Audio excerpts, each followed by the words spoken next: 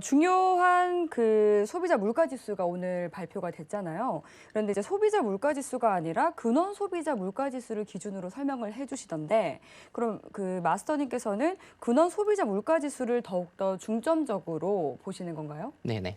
근원 소비자 물가 지수 같은 경우에는 네. 우리가 이제 영어로는 코어라고 표현을 하거든요. 예를 들면 큰 병원에 들어가야 되는 굉장히 비싼 기계들이나 건설 현장에 들어가야 되는 중장비 같은 것들의 대상이 되는 것이 근원 소비자 물가 지수입니다. 그래서 뭐 예를 들면 캐파가 굉장히 크고요. 그래서 근원 소비자 물가 지수를 중점적으로 보시는 게 여러분들 달러 매매나 골드 매매 하실 때 그리고 큰 그림을 잡으실 때 더 중요합니다. 네. 골드 지표 같은 경우에는 제가 이따가 좀 준비를 했으니까 한번 다시 제가 짚어드리도록 하겠습니다. 네, 근원 소비자 물가 지수는 이제 소비자 물가 지수에서 음식과 또 에너지 분야를 제외한 그 지수를 또 이제 근원 소비자 물가 지수로 이제 한 것인데, 네네. 이제 말씀해 주신 것을 보니까 코어라고 해서 이제 음식과 에너지 분야가 좀 변동성이 크다 보니까 이 부분을 좀 제하고 네네. 보다 더 좀 어떻게 보면은 명확한 네네. 수치로 볼 수 있기 때문에 이 부분을 중점적으로 보시는 거죠? 실질적인 산업화의 입장에서 봤을 때는 네. 그것들이 더 중요하기 때문에 네네. 예. 향후 병원이나 아니면은 아파트를 건물 등을 진다라고 한다라고 하면 경기가 어떻게 되느냐에 따라서 그것들이 수주가 되겠죠.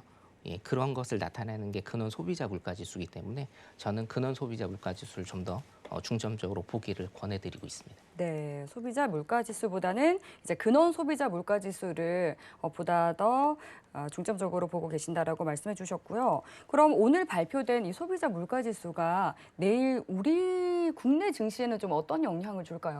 그래서 거기에 대해서 굉장히 지금 고민이 많았는데요. 네. 사실은 제가 아까 말씀드린 것 중에 제가 예측할 수 있는 추론할 수 있는 근거가 되는 것이 뭐냐면 나스닥 지수 한번 잠깐 볼까요? 차트로. 네. 어, 지금 현재 나스닥. 네, 현재 나스닥 차트 잠깐 보겠습니다. 자, 분봉을 좀 보면요. 근원 소비자 물가 지수가 예상치보다 하회를 했기 때문에 나스닥이 쭉 뻗는 현상을 보였고요. 네. 이 부분에서. 그리고 우리가 이제 제가 페이크란 얘기를 굉장히 좀 많이 하는데 기술적으로 예.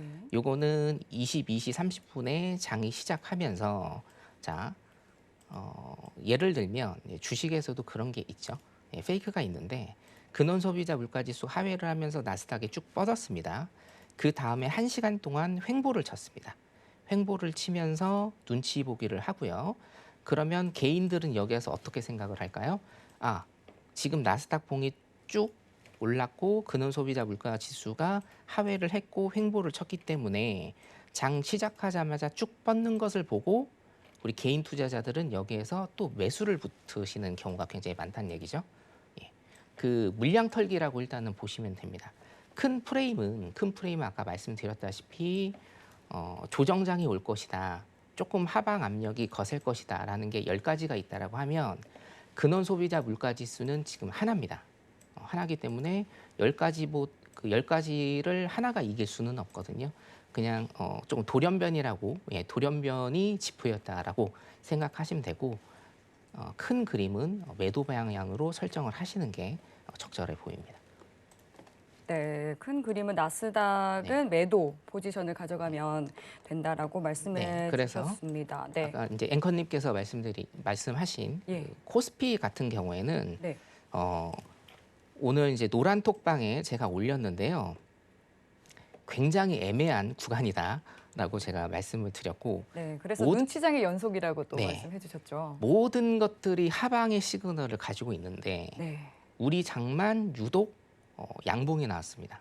그리고 코스피 시장도 조금 끌어올리는 외국인들이 네. 그런 모양새를 보였는데 제가 이제 노란 톡방에 한번 올려드린 건 뭐냐면 일단 아까 말씀드린 우리 3분봉 차트요. 코스피 선물 3분봉 차트를 보시면 사실은 이게 굉장히 시그널이 안 좋은 겁니다. 장 끝날 때 밑으로 하방으로 그냥 꽂아버렸거든요. 2.5포인트를. 그리고 오늘 외국인들이 코스피 선물을 매수를 했지만 코스피 선물과 코스피를 매수를 했지만 우리나라 국내 선물은 월물이 3개월이기 때문에 아직 외국인들이 어떤 포지션을 딱 정해서 들어갈 그런 날은 아닙니다. 왜냐하면 일주일이 안 됐죠. 지금 월물 바뀐 지. 그렇기 때문에 국내 선물도 저는 아직까지 상방보다는 매도 포지션을 잡으시는 게 유리하지 않을까 그렇게 보고 있습니다. 그거를 이제 반증하는 게 지금 오늘 나스닥 차트가 일봉상 어떻게 진행이 되느냐, 이게 일단 중요할 것 같고요.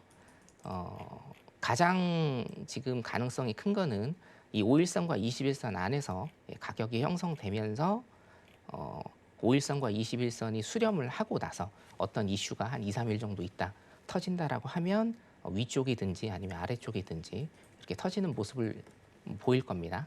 항상 차트는 수렴과 발산을 연속하기 때문에 그렇기 때문에 한 2, 3일 정도 있다가 국선도 나스닥과 똑같이 방향을 설정하지 않을까 그렇게 보고 있습니다.